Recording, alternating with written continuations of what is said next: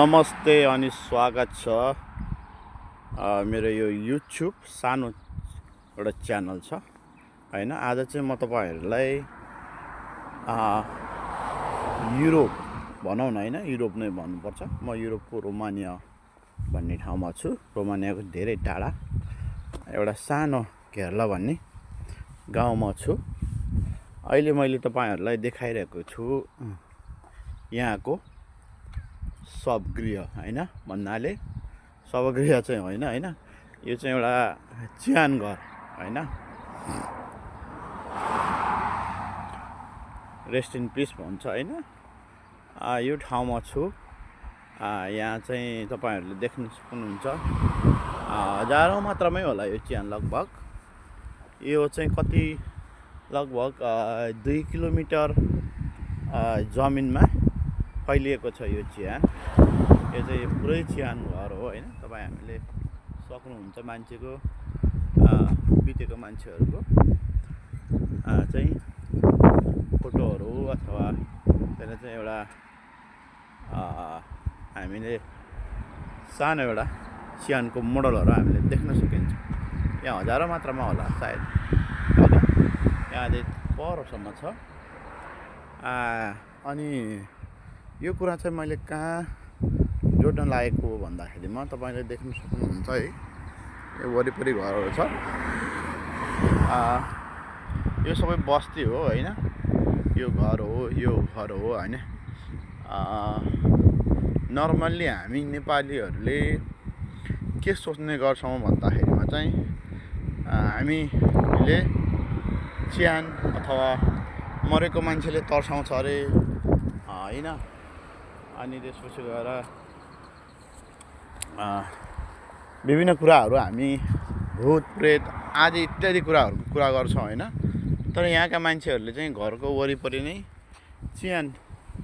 चिहान खनेर राम्रो उस बनाएर चाहिँ यसरी बनाएको हुन्छ है साथीहरु।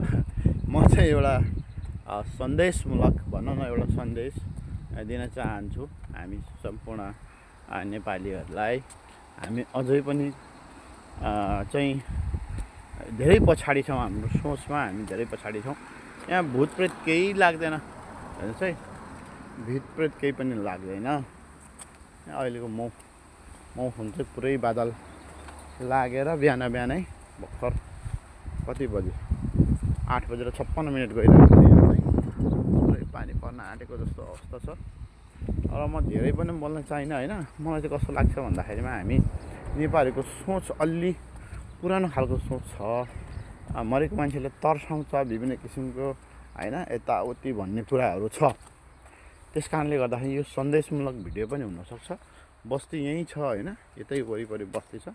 यही चिहान घरहरु टन्नै छ। यहाँ मान्छेहरु 12-1 बजे नै हिँडिरहेको, रातिको 12-1 बजे पनि हिँडिरहेको हुन्छ।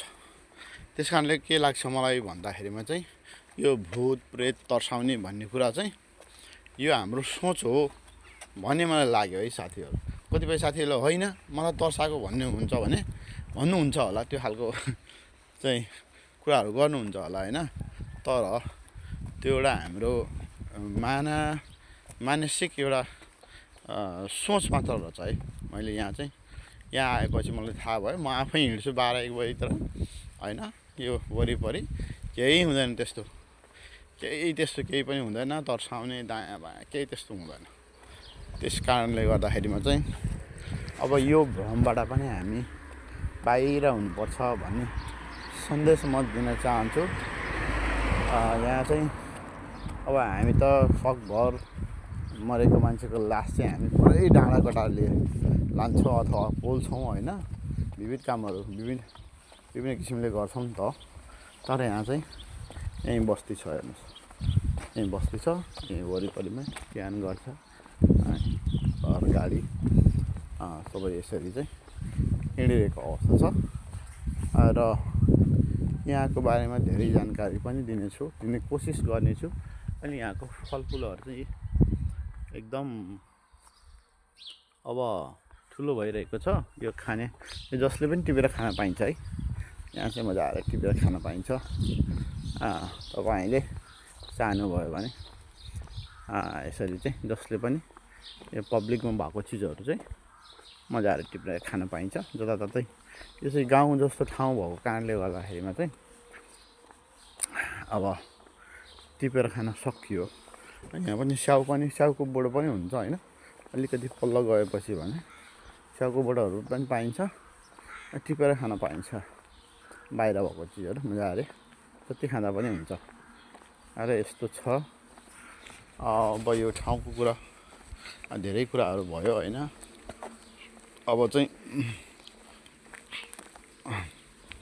अर्को भिडियोमा चाहिँ म तपाईँहरूलाई यो ठाउँको बारेमा, यो ठाउँको जानकारीको बारेमा, यहाँको संस्कार, संस्कृति, कल्चर, अनि यो देशमा कसरी विशेष त नेपालीहरूले कसरी आउने नेपालबाट चाहिँ यो रोमानिया सहरमा र कसरी चाहिँ छिटो आउन सकिन्छ भन्ने कुराहरूको बारेमा पनि म तपाईँहरूलाई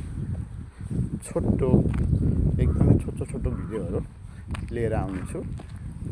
र अहिलेलाई यति भन्न चाहे साथीहरू। हस् त, thank you so much for watching. By.